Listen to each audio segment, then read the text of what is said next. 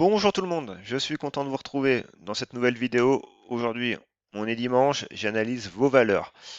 Déjà, avant toute chose, je voulais vous remercier pour l'accueil que vous m'avez fait, que voilà, vous avez été très nombreux à m'écrire un message privé sur ma boîte mail pour me remercier pour le livre, pour me féliciter aussi, simplement pour le travail que j'ai fourni. Et ça, c'est un grand merci à vous.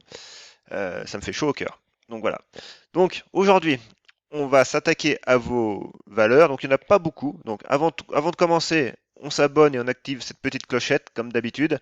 Donc j'ai eu quelques demandes. Donc Médian Technologie, voilà, c'est une valeur. Bah, en fait, oui, je publie pas beaucoup parce que elle latéralise en ce moment, mais on va quand même l'analyser. J'ai Emova Group, voilà, que je devais faire vendredi, mais vendredi c'était complètement la course, donc ouais, c'est un peu passé à travers. Donc je suis désolé. Et Silor, qu'on a analysé il n'y a pas si longtemps, mais bon, on va faire le point.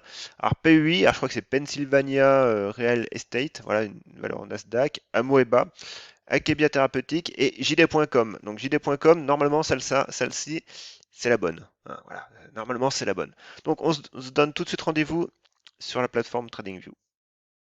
Nous voici sur la plateforme TradingView. Donc c'est celle que vous voyez, c'est celle que j'utilise au quotidien quand je publie mes graphes sur Twitter. Voilà. Donc on commence avec Emova Group. On est en unité journalière. Donc on va passer tout de suite en hebdomadaire. C'est une action que je ne surveille pas spécialement. Donc voilà, j'ai besoin de prendre du recul. Et c'est ce qu'il faut faire à chaque fois. Il faut toujours prendre du recul. Lorsque vous découvrez une action, vous prenez du recul, donc une unité longue, l'hebdomadaire, voire du mensuel, voilà. Et là, qu'est-ce qu'on voit? Bon, bah déjà, et forcément, on voit quand même qu'on a un méchant chandelier haussier en 2018, qui est quand même à 1700%. Hein. Ah oui. Bon, bref, du coup, qu'est-ce qui se passe depuis? Bah, il se passe que, alors j'ai un tracé qui est ici, on va s'en servir. Il se passe que, elle retrace, doucement mais sûrement, elle retrace. Donc, ici, on est en rouge, ici, on est en vert. Alors, toc, alors c'est pas un canal ascendant, un canal descendant, un canal baissier. C'est plutôt un biseau d'élargissement, mais bon. Ce qu'on voit surtout, c'est que voilà, elle est revenue retaper sa M200 et à partir de la M200 hebdomadaire, donc au final la M200 est plate, hein, parce que au regard de cette moyenne, donc il y a 200 périodes sur une semaine, donc en unité hebdomadaire, donc une semaine, donc ça fait 200 semaines. Ben, on voit qu'on a eu une magnifique hausse, mais vu qu'on a tout retracé, et ben voilà, sur 2 ans, on est balle au centre. Par contre, ce qu'on voit maintenant, c'est que la M200 provoque quand même des réactions, vu que le prix oscille autour, donc c'est une bonne chose. Par contre, évidemment, il faudra se méfier, hein, c'est une valeur très illiquide. Donc le problème avec ces valeurs illiquides, bah, c'est les mèches, quoi. C'est voilà, c'est les mèches. Ah, voilà, on a une zone de support ici, on en a une autre là. Voilà. Donc là, on est en hebdomadaire, n'oubliez pas. Donc on est quand même sur une unité quand même bien moyen terme. Donc ce qui veut dire que depuis un an à peu près, pas tout à fait, depuis début mars 2020, on est dans un range on voit très bien. Hein. Bon, la M200 du coup, on l'a dit, hein, elle est neutre. Et puis la M20 aussi. Maintenant, ce qu'on peut surveiller, donc on va aller affiner tout ça. On a cette oblique là, pourquoi pas, qu'on peut tracer. Déjà, on verra si elle est probante sur une unité plus courte. Et au niveau des indicateurs, le RSI, voilà, confirme cette neutralité. On est à 50%. C'est quand même, on est sur la ligne. On ne peut pas mieux faire. Et là, on voit très bien que le MACD reste sous zéro, mais qui est quand même, voilà, on est au-dessus de son signal. On a du volume, ça ne se traduit pas dans les prix. Donc voilà, donc on conserve quand même une certaine retenue. Et on va passer tout de suite en journalier. Et en journalier, bah, on voit que voilà, on a eu ce beau chandelier là, mais c'est pareil, ce chandelier, il est joli, mais il intervient un peu au milieu de nulle part. Hein. Voilà, les bandes de Bollinger ne divergent pas spécialement. On reste sous cette oblique baissière. Alors, ici, c'est celle que j'ai tracée tout à l'heure. Par contre, on peut peut-être l'affiner. Alors, on peut peut-être l'affiner comme ça. Voilà. Ah. En fait, voilà, ça me fait une double oblique baissière. Simplement, soit on prend les mèches hautes, donc les extrêmes, soit on prend les corps des chandeliers. Voilà. Donc, dans le doute, bon, moi j'en trace deux. Ça me fait une zone. Comme on peut tracer une zone horizontale, ça me fait une zone en biais. Donc ici, les premiers niveaux à surveiller, bon, on voit très bien, hein, là on a nos 3 moyennes qui sont vraiment réunies et le MACD est à deux doigts de recroiser à la hausse. Donc le premier niveau, on voit très bien qu'il est là. Voilà. Alors, avec ces mèches, il faut se méfier parce que du coup, c'est très volatile et des fois, c'est pas évident de tracer quelque chose quand même. Mais voilà, on voit très bien, le prix a quand même pas mal de fois buté dessus, donc les 1,25, ouais, 1,20, 1,25 avec ces doubles obliques, ça sera surveillé. Après, vous aurez toujours votre niveau moyen terme, les 1,50, avec cet oblique long terme. Voilà. Mais voilà, après, tout dépend de votre horizon de placement. Mais ici, on a quand même pareil on va dire un canal, hein, pareil, un canal horizontal de neutralité. Donc, on voit très bien, hein, on a un canal horizontal moyen terme et on est dans ce canal horizontal moyen terme, on a un canal court terme. Donc voilà, donc vous avez des pivots qui apparaissent sur les 1,20, sur les 1,50. Maintenant, ça reste une valeur qui est assez découpée, qui, qui a assez d'amplitude. Donc, au niveau des stops, c'est pas forcément évident à placer. On peut toujours avoir une mèche basse assassine qui, voilà, qui nous fait sortir. Donc, c'est pas évident. Mais la configuration graphique est bonne. Mais on voit quand même qu'on a des séances où on a quasi pas de volume. Donc, très, voilà, méfiance, hein. Il suffit d'un ordre pour faire décaler le prix à la hausse. Votre ordre se fait exécuter, mais après, vous êtes scotché, quoi. Donc, encore une fois, on se méfie. Mais voilà, 1,25, bah, 1,20, 1,25, voilà, cette zone-là, et puis après 1,50. Vraiment, bah, 50. 50, c'est large encore, mais cette zone-là, 1,50, 1,40, voilà. On peut pas faire plus court. Je veux dire, on n'a pas de niveau vraiment précis où le prix a vraiment touché, buté plusieurs fois dessus. Voilà, c'est des configurations qui sont assez compliquées quand même, assez piégeuses. Voilà, pour celle-là. Ensuite, du coup, j'ai quoi? J'ai Essilor. J'ai pas mis média en technologie. Je me souviens que j'ai média en technologie. On va quand même la faire. MDT. On va pas l'oublier encore. Média en technologie. Donc, média en technologie. Elle, pareil. On va dire, entre les 5,50 et les 9 euros dans un range. Même si, voilà, c'est pas un beau range, mais on y est quand même. On latéralise. Et puis, on voit que les 8 euros sont quand même le point un peu médian. 7,50, 8 euros, c'est le point médian. Et ce qu'on voit, c'est que voilà, on a fait une mèche et bah, on est quasiment venu au contact de cet oblique. Donc maintenant, c'est simple, si les 7,30 tiennent, voire pourquoi pas cet oblique-là, on peut continuer à travailler dans cette zone, hein, des 7,14, 7 euros. Et après, bah voilà, on sait que les 7,70, 7,80 sont à surveiller. Mais au niveau des bandes de Bollinger, on est vraiment resserré, hein, on est vraiment resserré, mais on a cet oblique-là sous notre tête. Donc, méfiance. Méfiance parce que voilà, on a encore une résistance sous notre tête. Par contre, voilà, si on franchit cette résistance, qu'on la tient en clôture et qu'on passe les 8 euros, clairement, après, voilà, on se remet dans de bonnes dispositions et ça sera quand même confirmé par le RSI qui va repasser au-dessus de 0 et par le RSI, le MACD et par le RSI qui, lui, est sur le point de casser. Voilà, c'est sur l'épaisseur du trait. Donc, clairement, euh, ce niveau des 7,70 après 8 euros, voilà, c'est une zone à surveiller. Puis on voit très bien, hein, on a nos moyennes M50, M20 qui sont plates et qui sont en support. Mais actuellement, on fait un quasi doji, même pas, on fait un doji, donc ça veut dire mèche haute, mèche basse, donc vendeur, acheteur, voilà, il y a un combat et pour l'instant, c'est la décision qui prime. Alors, on peut quand même affiner simplement en 1 heure. Et en 1 heure, bah voilà, on a eu un gap haussier, on l'a comblé dans la journée, on est revenu. Mais en gros, voilà, ouverture, fermeture, on est au niveau.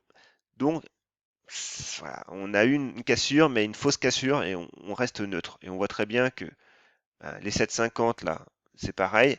Mais voilà, on retrouve notre niveau là, des 7,70, 7,80, 8 euros. C'est vraiment cet oblique-là qu'il faudra surveiller. Ensuite, du coup, on va passer à Essilor. Essilor, je l'avais analysé il n'y a pas si longtemps, voire il y a même très récemment, je crois.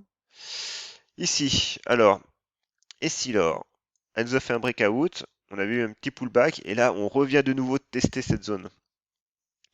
Donc, pour le moment, il n'y a pas de signaux baissiers, techniquement, parce que le MACD s'essouffle, mais voilà, il est toujours haussier. Le RSI, il est revenu dans sa zone de neutralité quand même, mais il n'était pas en surachat, donc il ne nous a pas délivré un signal baissier propre non plus. Par contre, au niveau de chartiste, au niveau du prix, bah voilà, notre zone des 124 euros, bah, 122, 120, 125, voilà, cette zone-là est à tenir. Clairement, elle est à tenir. Parce qu'après, oui, on pourra retoucher la M20, mais voilà, ici, on avait une belle impulsion, un beau mouvement haussier, on revient dessus. Maintenant, il faut confirmer ce support pour repartir de l'avant. Si on ne repart pas de l'avant sur cette zone, on ira retoucher la M20, oui, c'est sûr, on pourra rebondir dessus, mais cette zone-là se transformera de nouveau en résistance. Et c'est pas ce qu'on veut. Nous, ce qu'on veut, c'est que ce support tienne et qu'il permette au prix de rebondir. Alors, le prix, évidemment, pour attendre un rebond, bah déjà, on attend que le prix en clôture, on peut aller faire une mèche basse sur la M20 et rebondir et clôturer et tenir cette zone de support aussi, hein. C'est aussi possible.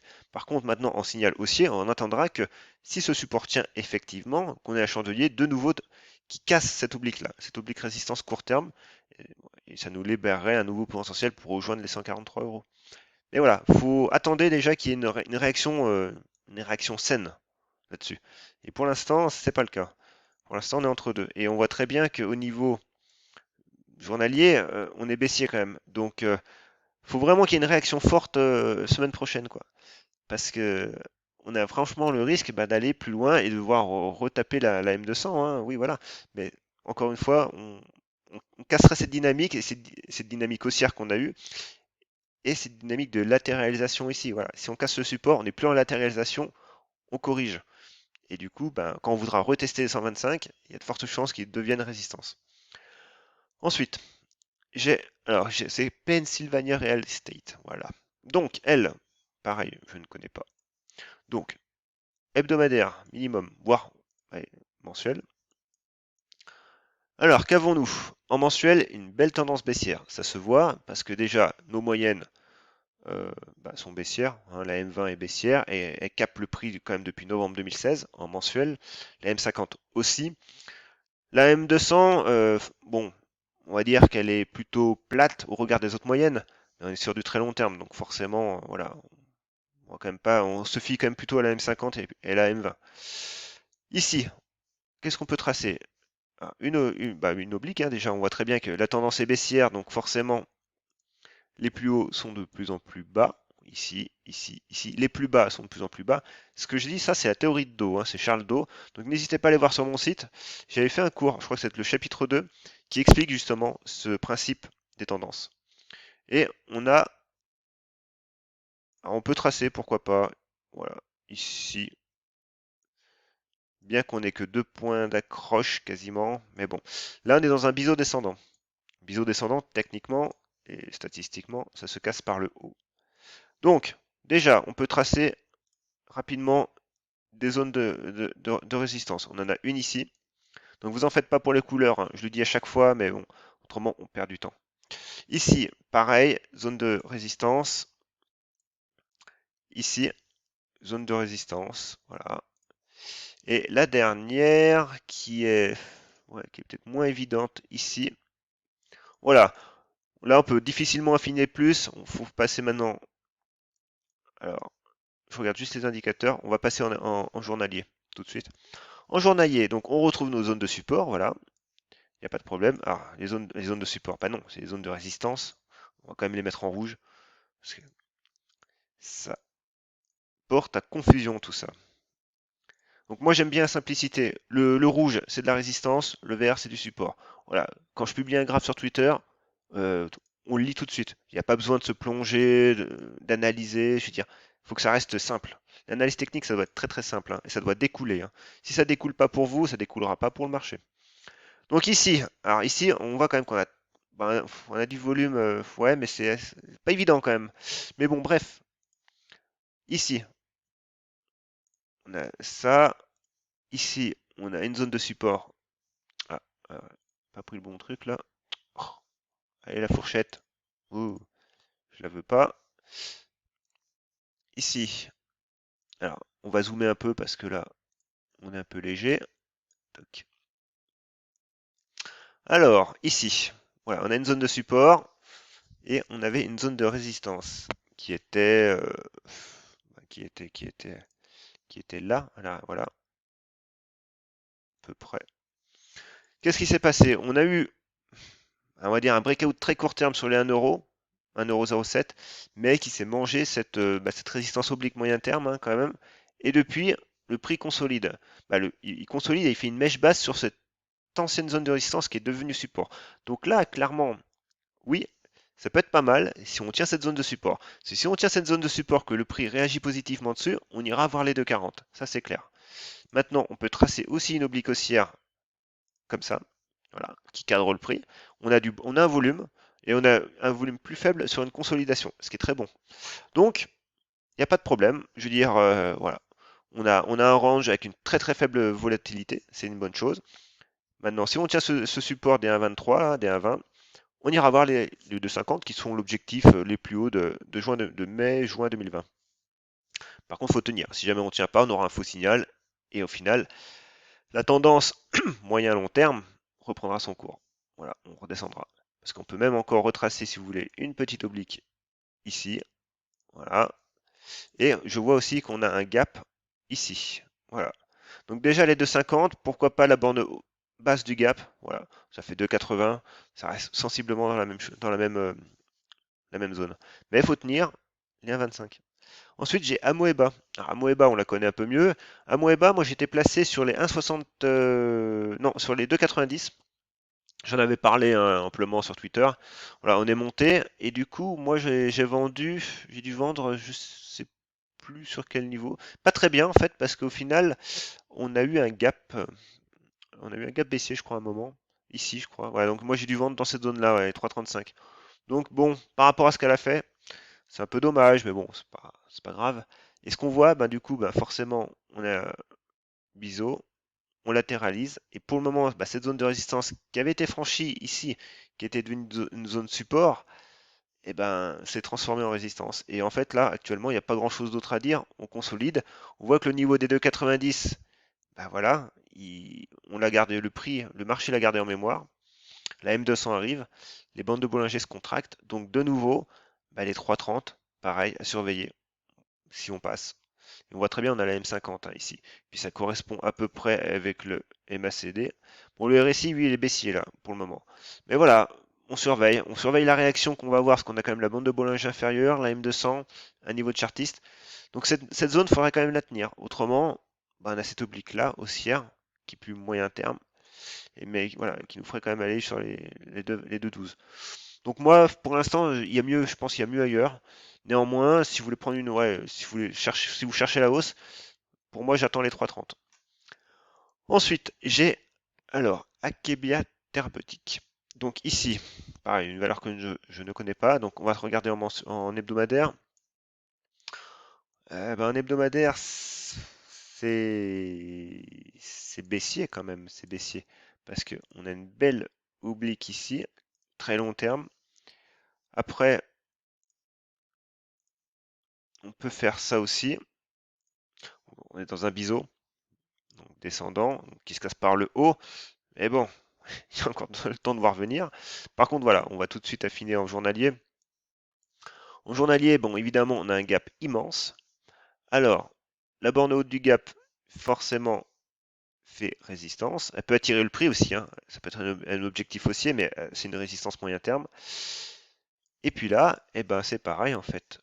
Du coup, zone de résistance ici. Voilà. Donc, avec une petite oblique haussière qu'on va mettre en vert. Donc, bah c'est pareil, vous avez un niveau là à surveiller, les 3,50, voilà, pour aller rejoindre les 4 euros, pourquoi pas.